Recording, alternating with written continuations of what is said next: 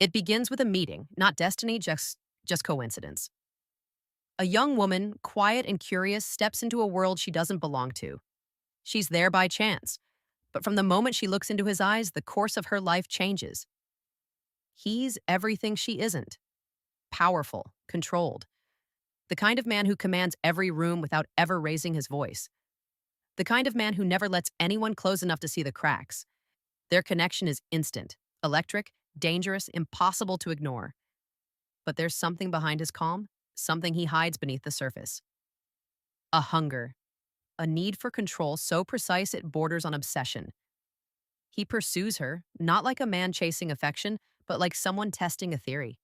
He shows her his world, a world built not on tenderness, but on rules, on boundaries, on trust, and the surrender of it.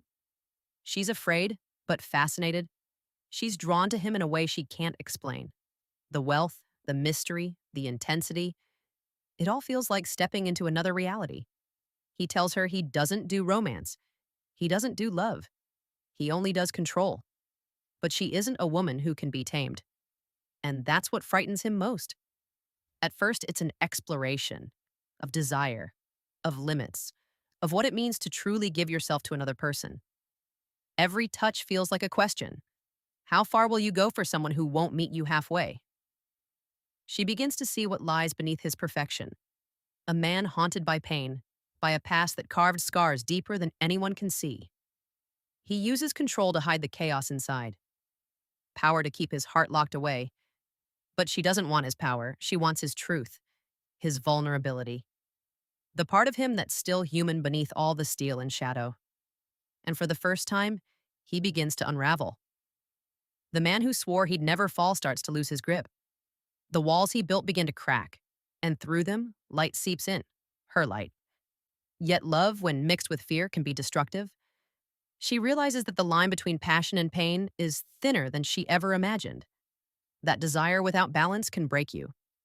When she finally steps back, it isn't out of rejection, it's out of strength. Because sometimes walking away is the only way to teach someone what love really means. He's left alone in his silence, facing the one thing he's always avoided: himself. And though their story doesn't end here, it shifts. Because what began as domination has become transformation. Two people, one learning how to trust, the other how to let go. It's not a story about pleasure, it's about control and what happens when you surrender it. It's about the power of vulnerability, the pain of honesty, and the risk of loving someone who doesn't yet know how to love themselves.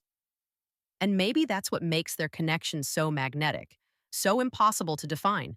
Because deep down, it isn't about the games they play. It's about what those games reveal.